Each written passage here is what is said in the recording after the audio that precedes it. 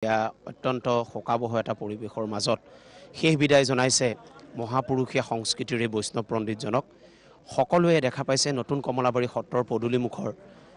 সেই শোকস্তব্ধ পৰিৱেশ, শেষ যাত্ৰাৰ যিটো পৰিৱেশ, সেই পৰিৱেশ সাক্ষী কৰাইছোঁ প্ৰাগ নিউজৰ দৰ্শকসকলক। মোৰ সতীৰ্থ ৰিদীপ আৰু তপনে দেখুৱাই আছে সমগ্ৰ পৰিৱেশ। শেষ শয়ন তেখেতৰ যাত্ৰাৰ, জীৱন যাত্ৰাৰ শেষ শয়ন মুহূৰ্তখিনি এনেধৰণে আচলতে প্ৰাগ নিউজৰ পৰ্দাত আপোনালোকে দেখিব পাইছে যে কেনেকৈ তেখেতৰ ৭৯ বছৰীয়া জীৱন যাত্ৰাত মহাপুৰুষীয়া সংস্কৃতিক বিশ্ব দৰবাৰত প্ৰতিষ্ঠা কৰাৰ এজন অন্যতম নক্ষত্ৰ লুইত পাৰৰ সেইজনৰ আজি বিদায় হৈছে। আৰু এইজন মহান পুৰুষৰ বিদায় আচলতে মাজুলীৰ সত্ৰভূমিৰ বাবে এক অপূৰণীয় ক্ষতি, মহাপুৰুষীয়া সংস্কৃতিৰ বাবে এক অপূৰণীয় ক্ষতি, আজি বিদ্যুত সমাজৰ বাবে এক অপূৰণীয় ক্ষতি। এক অন্যতম আচলতে স্থিতপ্ৰজ্ঞ তেওঁ এজন ব্যক্তি আছিল। আৰু তেখেতৰ লেখনিৰ যি সম্ভাৰ, যি গুৰু গাম্ভীৰ্য তেখেতৰ লেখনি, সেই লেখনিৰে আচলতে মহাপুৰুষজনাক প্ৰতিষ্ঠা কৰিছিলে বিশ্ব দৰবাৰত। আমি এই পৰ্ব দেখুৱাই যোৱাৰ সমান্তৰালভাৱে কথোপকথন কৰি যাম যিসকল আজি এই শেষকৃত্যৰ অনুষ্ঠানত উপস্থিত আছে। আমি প্ৰাক্তন বিধায়ক মোৰ লগত ৰাজীৱ লোচন পেগু উপস্থিত আছে। মই তেখেতৰ লগত অকণমান কথা পাতিব বিচাৰিছোঁ। এই মুহূৰ্ত আপুনি তেখেতক ওচৰৰ পৰা বহুবাৰ পাইছে, কি ক'ব এইজন পণ্ডিত পৰ্বৰ ব্যক্তিৰ আজিৰ শেষ বিদায় পৰ্বত? তেখেতৰ এই বিদায় মুহূৰ্তত আমাৰ ভাষা নাই তেখেতৰ কথা ক'বলৈ। আজি সঁচাকৈ গোটেই মাজুলীবাসীৰ কাৰণে বৰ দুৰ্ভাগ্য আমাৰ কাৰণে যে আমি এজন প্ৰকৃত অভিভাৱক হেৰুৱাইছোঁ মাজুলীয়ে। তেখেত অকল ধৰ্মগুৰুৱেই নাছিল, সাহিত্য জগতেই হওক, সমাজ ব্যৱস্থাই হওক বা মাজুলীৰ ইভেন আনকি ৰাজনীতিয়েই হওক, সেইবোৰত ভাল পহু পৰামৰ্শৰে মাজুলীৰ উন্নয়নৰ কথা তেখেতে পাতিছিল। আনকি মাজুলীৰ যি সুৰক্ষা, এই সুৰক্ষাটো তেখেতৰ যথেষ্ট ভূমিকা আছে। সেই তেতিয়াৰ প্ৰধানমন্ত্ৰী অটল বিহাৰী বাজপেয়ীক লগ কৰি মাজুলীৰ সুৰক্ষাৰ কাৰণে তেখেতে তাতে ডেপুটেশ্যন দিয়া। গতিকে আজি সাহিত্য জগতৰ কথা নকওঁৱে, সকলোৱে জানে তেখেতৰ আজি ৰাষ্ট্ৰীয় মৰ্যাদা, ৰাজ্যিক মৰ্যাদাৰে আজি তেখেতৰ শেষকৃত্য সম্পন্ন হৈছে। গতিকে আজি এই দুখৰ দিনত মই তেখেতৰ আত্মাই চিৰশান্তি লভক, য'তেই যাওক শান্তি লভক, আৰু মাজুলীৰ ৰাইজক আশীৰ্বাদ কৰক, তাৰ পৰাই য'ত আছে তাৰ পৰাই আশীৰ্বাদ কৰক, যাতে মাজুলীৰ ৰাইজে শান্তিৰে গুৰুজনাৰ আদৰ্শৰে মাজুলীৰ ৰাইজে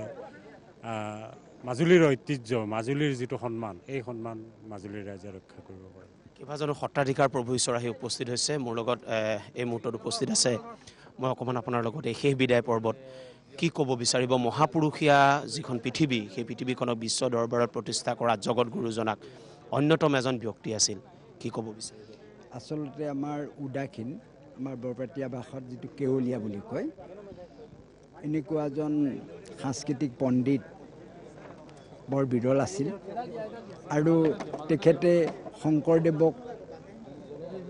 অসম তথা ভাৰতৰ বিভিন্ন প্ৰান্তৰত প্ৰচাৰ কৰিছে। আৰু তেখেতেও যিটো কল্পনা কৰা নাছিল ইমান সোনকালে যে ইয়াৰ পৰা গুচি যাব, আমিও কল্পনা কৰা নাছিলোঁ।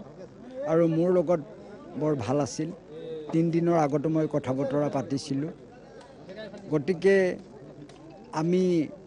অসমবাসী, বিশেষকৈ আমি মাজুলীবাসী আজি মৰ্মাহত।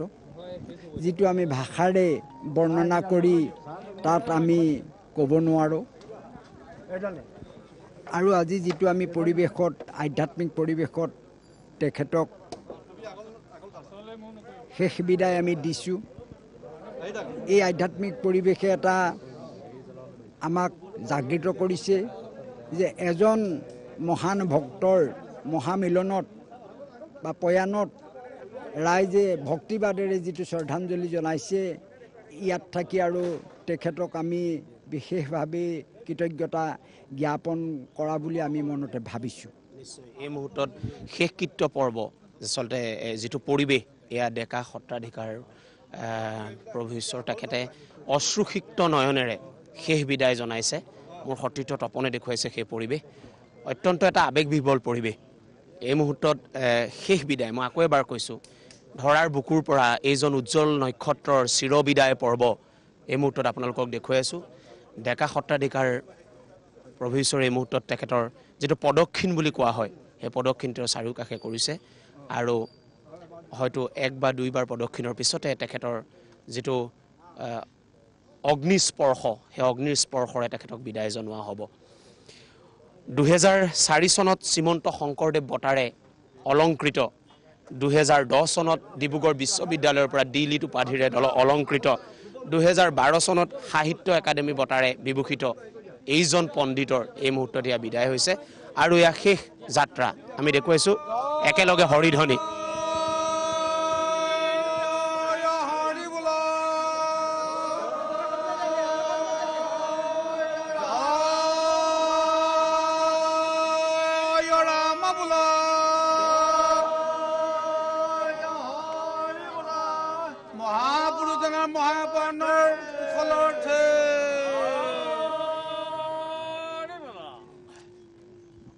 এয়া হৰিনামৰ ধ্বনিৰে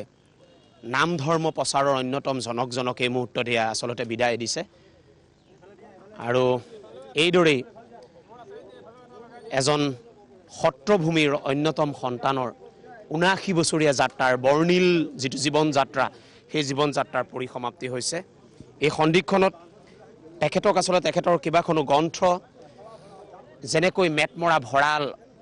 সাংস্কৃতিক পৃথিৱীখনৰ বাবে সাহিত্যৰ পৃথিৱীখনৰ বাবে থৈ গ'ল সকলোৱে ৰাজ্য চৰকাৰৰ ওচৰত এই মুহূৰ্তত আচলতে আবেদন কৰিছে নিবেদন কৰিছে যে তেখেতে এৰি থৈ যোৱা যিখিনি ধৰ্মগ্ৰন্থ যিখিনি গ্ৰন্থ এৰি থৈ গৈছে এই ভঁৰাল ভাগ যাতে অত্যন্ত সৰ্বাংগ সুন্দৰভাৱে সংৰক্ষিত কৰে নতুন প্ৰজন্মৰ বাবে কাৰণ ইয়াৰ ৰিচাৰ্চৰ বাবে কাৰোবাৰ গৱেষণাৰ বাবে অন্যতম সমল গ্ৰন্থ হিচাপে আগন্তুক দিনত আচলতে প্ৰতিচ্ছবিত হ'ব আৰু সেইভাৱে তেখেতে এৰি থৈ যোৱা ধৰ্মীয়মূলক গ্ৰন্থসমূহ সংৰক্ষণৰ বাবে এই মুহূৰ্তত ইয়াত উপস্থিত প্ৰতিজন ধৰ্মানুৰাগী ব্যক্তি সকলোৱে এই মুহূৰ্তত কামনা কৰিছে যে তেখেতৰ এৰি থৈ যোৱা নতুন কমলাবাৰী সত্ৰৰ বকচাত থকা গ্ৰন্থসমূহ সংৰক্ষণ কৰিব লাগে অমূল্য গ্ৰন্থসমূহ মই আকৌ এবাৰ ক'ব বিচাৰিম যে 2000 চনত অসম চৰকাৰৰ সাহিত্যিক পেঞ্চনাৰ তেখেত 2002 চনত চন্দ্ৰকান্ত হীৰাপ্ৰভা ন্যাস বঁটা তেখেতৰ শিৰত অলংকৃত শ্ৰীমন্ত শংকৰদেৱ বঁটা 2004 চনত মাখন প্ৰসাদ দুৱাৰা স্মাৰক বঁটা 2004 চনত সত্ৰৰত্ন উপাধি 2005 চনত 2010 চনত D.Litt উপাধি আৰু 2012 চনত সাহিত্য একাডেমী বঁটাৰে বিভূষিত এইজন পণ্ডিতৰ এই মুহূৰ্তত এয়া বিদায় আৰু অসম সত্ৰ মহাসভাৰ তেখেত আচলতে 2001 চনত তেখেতৰ সভাপতিৰ আসন অলংকৃত কৰিছিল এই বিদায় পৰ্বত কি ক'ব বিচাৰিব আমি বৰ দুখ পাইছোঁ সত্ৰ মহাসভাৰ মই সম্পাদক হিচাপে কৈছোঁ যে তেখেতৰ বিদায়টো তাৰমানে আমি সহজে ল'ব নোৱাৰোঁ এটা কাৰ্যকালৰ পৰা তেখেতৰ সাহিত্য তেখেতে অসম সত্ৰ মহাসভাৰ এটা কাৰ্যকালৰ কাৰণে আছিলে কিন্তু তেখেতে এটাহে গতিকে তেখেতে দুটা নে কি গতিকে দুটা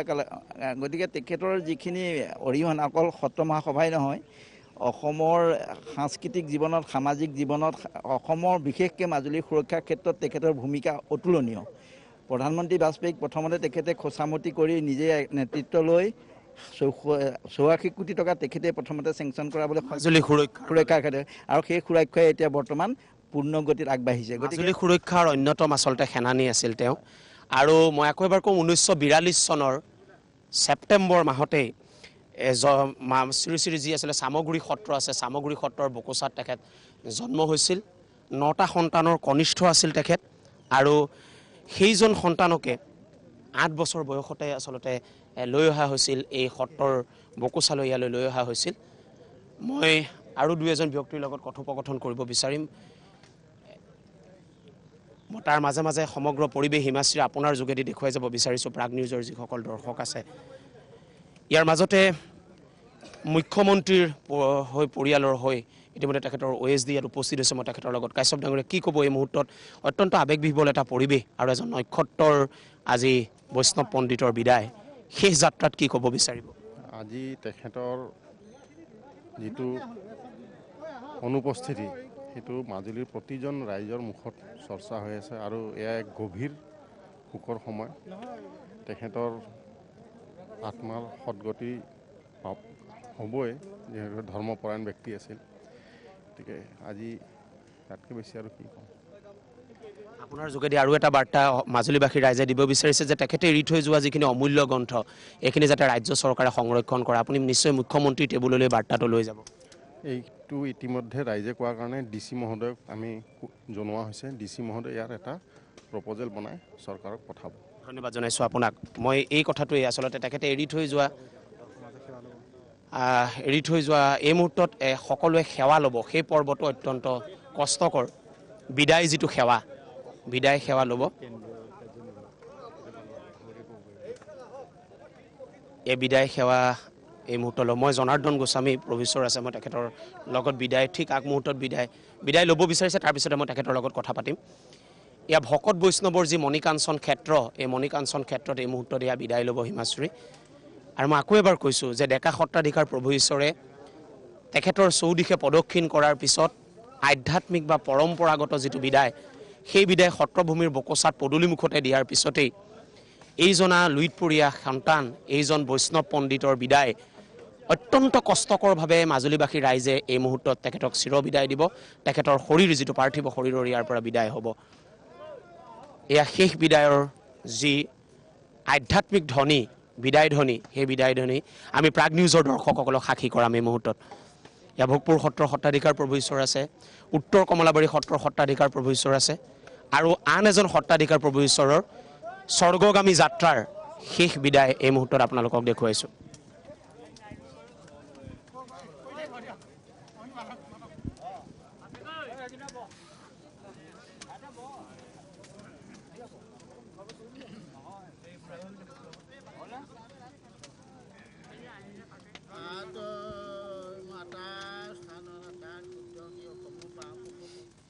ৰাইজসকল, প্ৰশাসনসকল, সকলো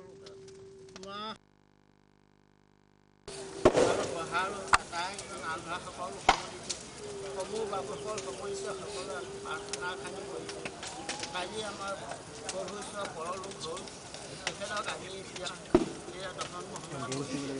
কৰা তেখেতে এতিয়া শুদ্ধ কলত জন্মগ্ৰহণ কৰি আকাৰ স্থানলৈ আহি আকাৰ স্থানত সোমাই শৰণ ভজন লৈ আকাৰ গাঁঠি পঢ়ি অনেক লোকক শৰণ ভজন তত্ত্ব পুষ্টি দি জোৰ তেখেতৰ যিটো মৃত্যু আছে, তেখেতে আহি য'ত যেনেকৈ আকাৰ স্থানত সোমাই চাৰিখিনি বা অধিকাৰ কমিশ্বৰ কৰি বাহিৰৰ বিষয় আছে সকলোকে দেখি চিলাপীতে আনিব যাব লাগিছিলে, তাতো নোৱাৰিছিলে, তাতো সেইটো সকলো আৰু কিছু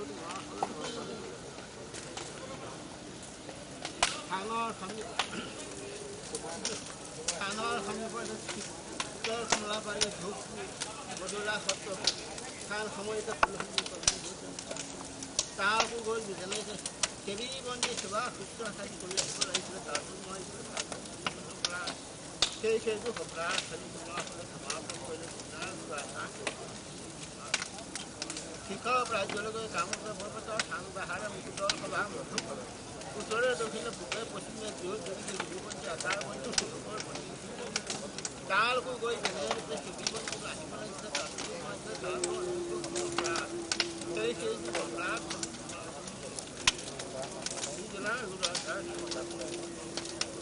লিখা থাকোঁতে তোমাসকলৰ মধুমুৰি শিল্প বেছি শুনি বিয়া লাভে দেখি বুজাই পাতিত হৈ আছিল।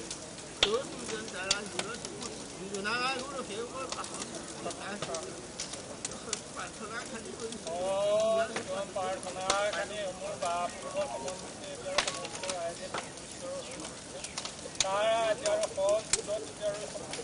জন্মগ্ৰহণ কৰি কালতে আটাৰ স্থান দ্বিতীয় বৈকুণ্ঠত গ্ৰহণ কৰি ক্ৰমে এতিয়া আৰু সমূহ বাপসকলে অধিকাৰী পদত সেই অধিকাৰী মহা ধৰ্মৰ গাদীত বহি অনেক যুৱক এতিয়াৰ পৰমাৰ্থ দ্বাৰা এতিয়াৰ চেষ্টালৈ গ'লে এতিয়াৰ পৰিপূৰ্ণ প্ৰয়াস আৰু ইঠাত এতিয়াৰ ভাগতে এতিয়াৰ থানৰ সমীপতে এতিয়াৰ কমলাবাৰী মতলা সৰকাৰী ইহাদী কলানিকা আৰু এতিয়াৰ শিৱক ৰাজ্যত এতিয়া গামোচা বৰপেটাত বেহাৰে উত্তৰ সভা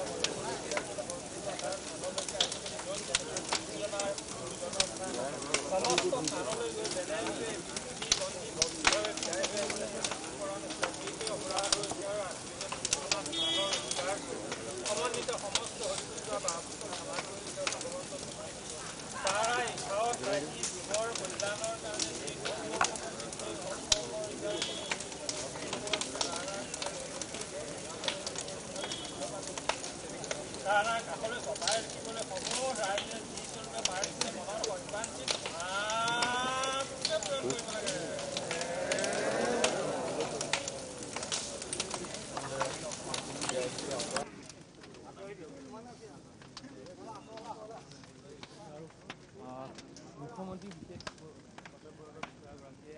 মই এই মুহূৰ্তত অকণমান কথা পাতিব বিচাৰিম এই পৰিৱেশটো আপোনালোকক দেখুৱাইছোঁ